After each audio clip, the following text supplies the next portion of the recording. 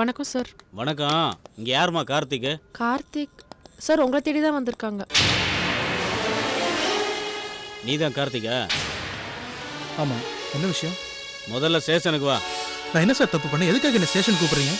என்ன கேள்வி மேலே கேள்வி கேட்டுக்கிட்டேன். ஸ்டேஷனுக்கு வாயாங்கிறேன். சார் இது ஆஃபீஸ். நான் ஒரு கௌரவமான போஸ்டிங்கில் இருக்கேன். கொஞ்சம் மரியாதையாக பேசுங்க. உயிரோட மதிப்பு தெரியாத கொலகாரணி, உனக்கு என்னையா மரியாதை வேண்டி கிடக்குது? முதல்ல ஸ்டேஷனுக்கு வாயா. சார் நான் என்ன சார் தப்பு பண்ணேன்? நான் எதுக்காக ஸ்டேஷனுக்கு வரணும்? ஸ்டேஷனுக்கு வா, தெரியும். சார் என்ன சார்? என்ன சார், என்ன பிரச்சனை? இவர் என்ன தப்பு பண்ணாரு சார்? இவர் எங்க ஆபீஸ்ல ரொம்ப சின்சியரான வர்க்கர் சார். இந்த ஆள் என்ன தப்பு பண்ணான்னு தெரிஞ்சுக்கணுமா? அதை ஸ்டேஷன்ல வந்து தெரிஞ்சுக்கங்க. யோ வாயா. சார் விடுங்க சார், அசிங்கமா இருக்கு. எல்லாரும் பார்க்குறாங்க. போங்க வரேன். யோ வாயா.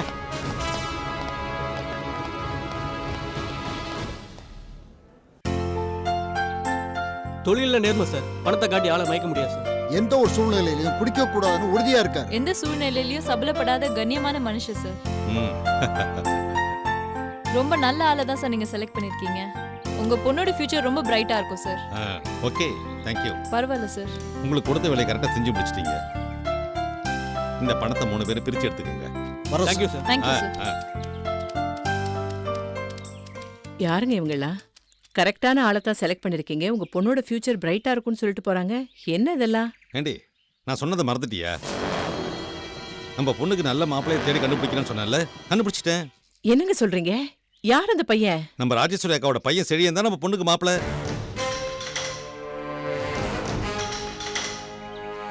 என்னங்க சொல்றீங்க? அந்த பையனை நம்ம கம்பெனி செக்யூரிட்டி இன்சார்ஜா தான் போட முடியும்னு சொன்னீங்க. அவனை போய் நம்ம மாப்பிள்ளைன்னு சொல்றீங்க? இப்போ செக்யூரிட்டி தாண்டி நம்ம பொண்ணோட வாழ்க்கைக்கும் நம்ம சொத்துக்கும். உனக்கு இந்த மாப்பிள்ளை ஓகே தானே? செழியனை பத்தி அவங்க சொன்னதெல்லாம் நானும் கேட்டேனே. எனக்கும் நல்ல அபிப்பிராயம் தான். ஆனா உங்க ராஜேஸ்வரி அக்கா இந்த கல்யாணத்துக்கு ஒத்துக்கணுமே. என்னடி லூசு மாதிரி பேசிட்டு இருக்க? நம்ம கூட சம்பந்தம் வச்சுக்க ராஜேஸ்வரி அக்காக்கு ஆசை தான். நம்ம சொந்த பந்தத்துல நம்ம ஸ்டேட்டஸ் தகுந்த மாப்பிள்ளை இல்லையே நான் பேசுனதால தான் ராஜேஸ்வரி அக்கா பேசாம இருக்காங்க. நம்ம போய் கேட்டோன்னு வையே, நிச்சயமா சரின்னு சொல்லுவாங்க. அவங்க ஒத்துக்குவாங்க. சரி, நம்ம பொண்ணை பத்தின உண்மை தெரிஞ்சா செழியன் கல்யாணத்துக்கு சம்மதிப்பானா? நம்ம பொண்ணை பத்தின உண்மை தெரிஞ்சா எந்த மாப்பிள்ளை தான் சரின்னு சொல்லுவான்? உண்மையை மறைச்சு தான் கல்யாணம் பண்ணணும்.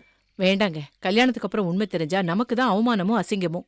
அது மட்டும் இல்ல, மீனாவோட வாழ்க்கையே வீணா போயிடுங்க. அப்படிலாம் ஒரு நாளைக்கு நடக்காது. நம்ம பொண்ணோட வாழ்க்கை எந்த சூழ்நிலையிலையும் கெட்டு போகாது. கல்யாணத்துக்கு அப்புறம் தாலி கட்டின பொண்டாட்டி செழியை கைவிட மாட்டான். அவளை திருத்தி நல்ல வழிக்கு கொண்டு வருவான். அந்த நம்பிக்கை எனக்கு நிறைய இருக்கு.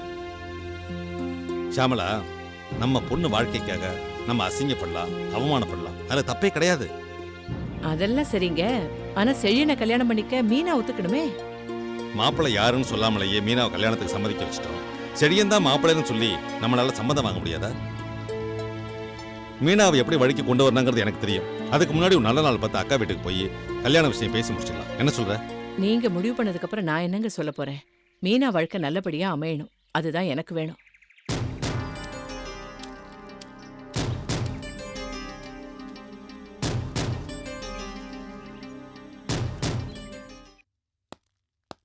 ஐயா பேப்பார்.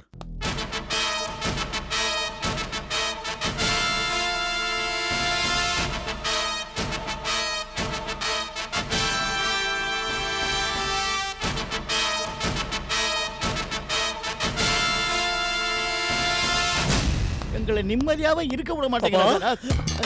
என்னை விட்டு எங்கப்பா போனீங்க? எப்பப்பா வந்தீங்க? ஏன்பா இப்படி எல்லாம் பண்ணீங்க? உங்களை தெரியும் நான் எங்க அலைஞ்சு தெரியுமா? சார், அத்தனை நடிப்பு சார். இவன் நம்பாதீங்க சார். நடிக்கிறான் சார் இவன். சார் நம்பாதீங்க சார். அப்பா என்னப்பா இது? நான் நடிக்கிறேனா? என்னப்பா இப்படி எல்லாம் பேசுறீங்க? ஹலோ, என்ன நடக்குதுங்க? சார் இவர் எங்க அப்பா சார். இவர் தவமத்து பத்த ஒரே பையன் சார். நானு நடிக்கிறான் சார். நடிக்கிறான் சார். திடீர்னு வீட்டை விட்டு ஓடி போயிட்டார் சார். அம்மா எங்கப்பா? சார் நம்பாதீங்க சார்.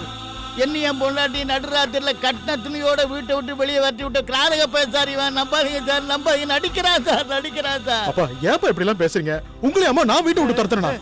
ஏப்பா இப்படி போய் பேசுறீங்க? அதுவும் போலீஸ்கார் முன்னாடி. அப்பா சார் இவர் போய் சொல்றாரு சார். நம்பாதீங்க. யோ, என்னையா வயசான காலத்துல சாப்பாடு போட மாட்டேங்கிறான், கை செலவுக்கு பணம் கொடுக்க மாட்டேங்கிறான், உடுத்த துணி கூட வாங்கி தர மாட்டேங்கிறான்னு கம்ப்ளைண்ட் கொடுத்திருக்காரு சார். நான் சோறு தண்ணி கொடுக்கலன்னு சொல்றாரா சார்?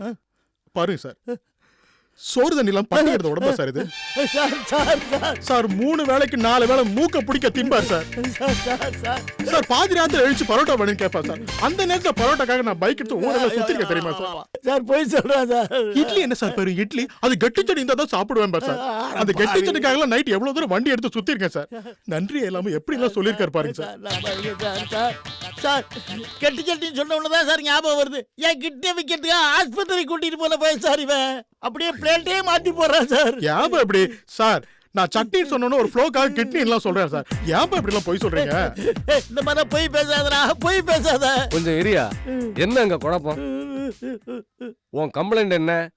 என் பையன் சோறு போட மாட்டேங்கிறான், வீட்டை விட்டு துரத்திட்டாங்கிறது தானே?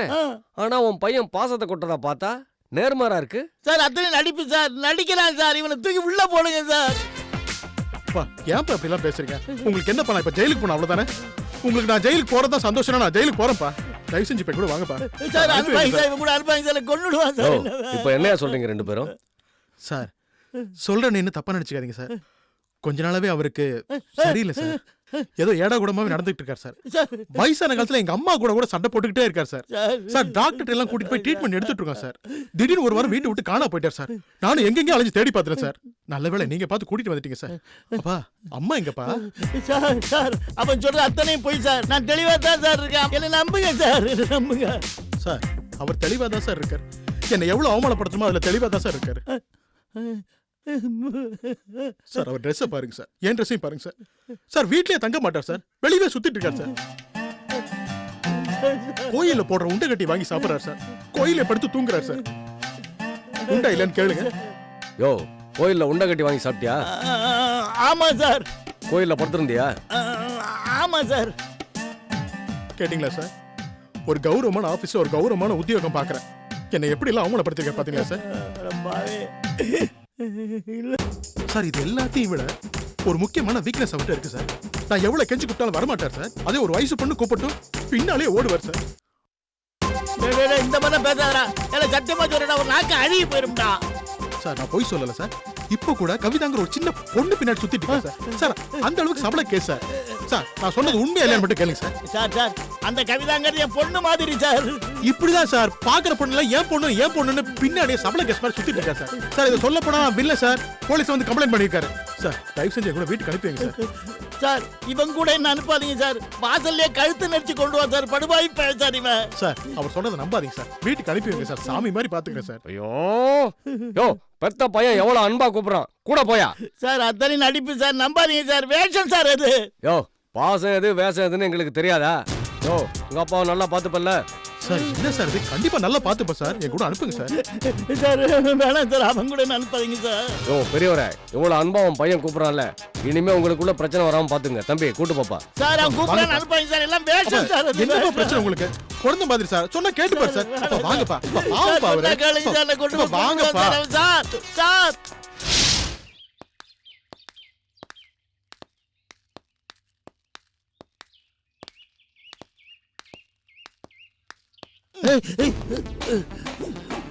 நீ எல்லாம் ஒரு பெரிய மனுஷனாங்க.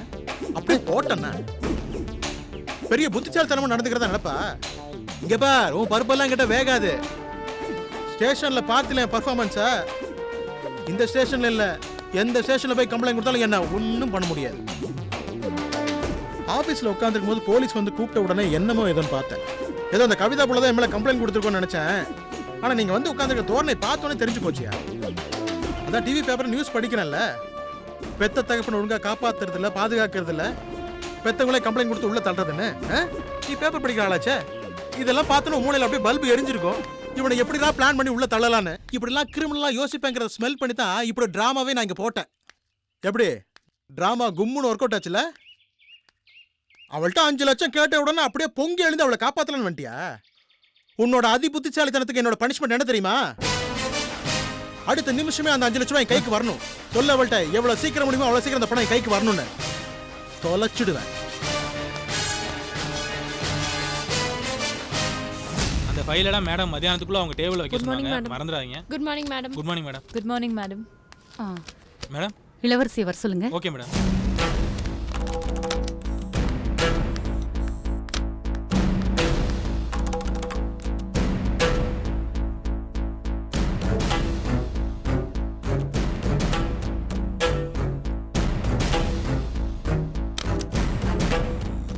Excuse me ma'am. Good morning ma'am. என்ன இளவரசி, என்ன நடக்குது ஆபீஸ்ல? நான் இந்த ஆபீஸோட எம்டி.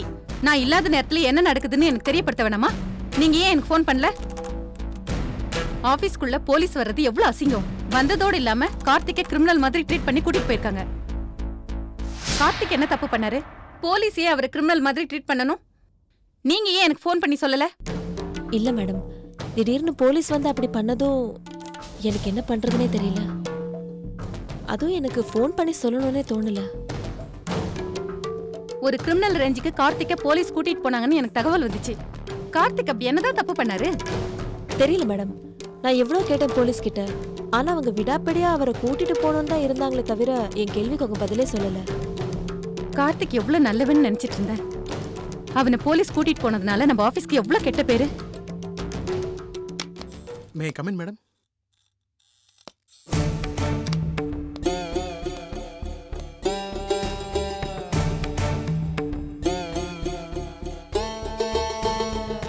Good morning madam.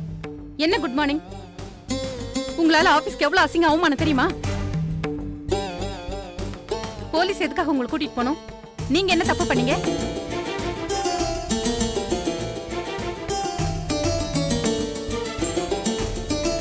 சொல்லுங்க கார்த்திக், நீங்க என்ன தப்பு பண்ணீங்க?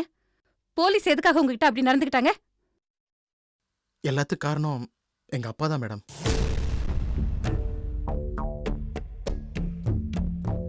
என்ன சொல்றீங்க கார்த்திக்? அதை எப்படி சொல்றதுன்னு தெரியல மேடம். ஆனா சொல்லாம இருக்க முடியல. பரவாயில்ல, எதுவா இருந்தாலும் சொல்லுங்க. எங்க அப்பாக்கு மனநல தவறிடுச்சு மேடம்.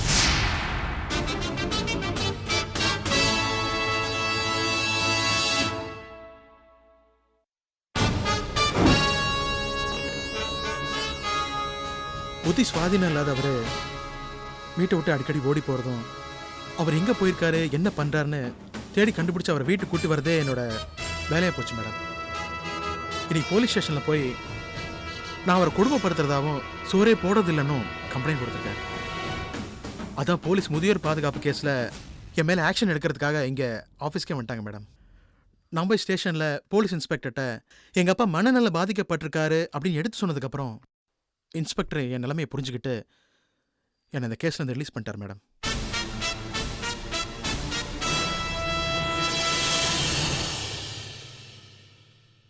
அவர் இந்த மாதிரி அடிக்கடி பிரச்சனை பண்ணுவார் மேடம். அதனால எங்க அம்மா சண்டை போட்டு பிரிஞ்சு ஊருக்கே போயிட்டாங்க. 1000 இருந்தாலும் அவர் எனக்கு உயிர் கொடுத்தவர் மேடம். நான் அந்த மாதிரி அவரை விட முடியுங்களா அனாதையா?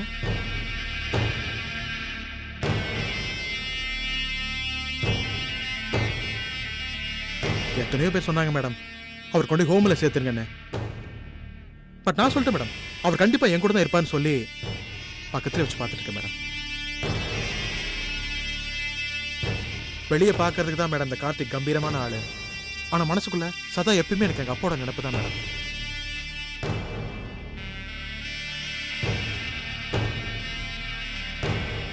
வயசான காலத்துல பெத்தவங்களை வச்சு காப்பாத்துறது தான் மேடம் பிள்ளைங்களோட கடமை. அந்த கடமையில இருந்து நாம தவறலாமா மேடம்?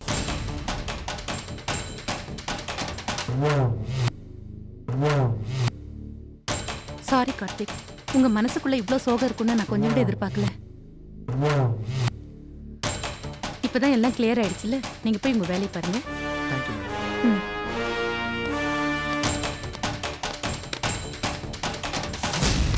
பாவம் கார்த்திக், புத்தி சுவாதீனம் இல்லாத அப்பாவை வச்சுக்கிட்டு ரொம்ப கஷ்டப்படுறாருல. வாழ்க்கையில எல்லாருக்கும் ஏதாவது ஒரு பிரச்சனை இருக்க தான் செய்யுது. என்ன பண்றது? ஓகே இளவரசி, நீங்க போய் உங்க வேலையை பாருங்க. Okay madam.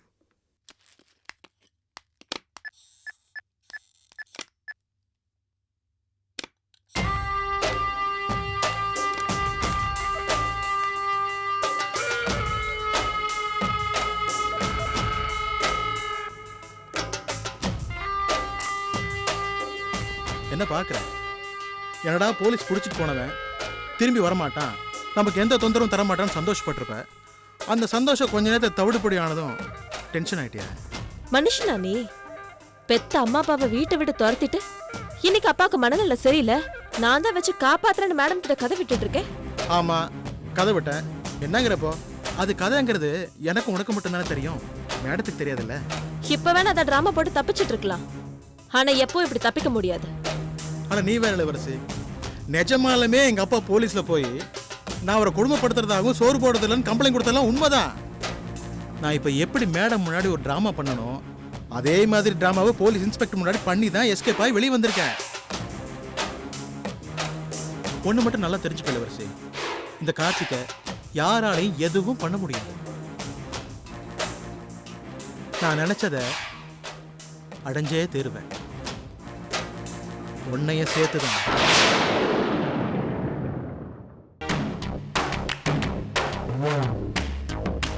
Vishnu home foods உன் கைக்கு வந்துருச்சாம்ல சுப்பிரமணி?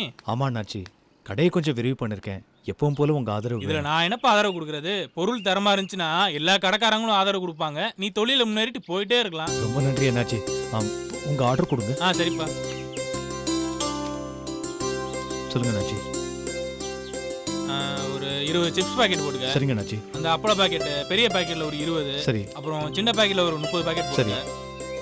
அப்புறம் அந்த முறுக்கு பாக்கெட்ல ஒரு 10 போடுங்கப்பா. வேற ஏதாவது வேணுமா அண்ணாச்சி? இல்ல போதும்பா. சரிங்க. சரி அண்ணாச்சி. வாங்க.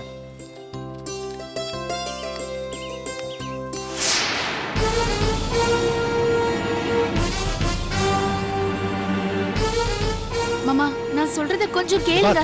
யாருன்னே எனக்கு தெரியாது, அதுக்கப்புறம் உங்க கூட என்ன பேச்சுவார்த்தை? கிளம்பு. மாமா மாமா நான் சொல்றத கேளுங்க மாமா, கேட்டதானே உங்களுக்கு புரியும். ஏன் பேசவே விட மாட்டேங்கிறீங்க? இங்க பாருங்க, நான் சொல்றத நீ சொன்னதெல்லாம் போதும், நான் பட்டதெல்லாம் போதும். வழிய விடு மாமா.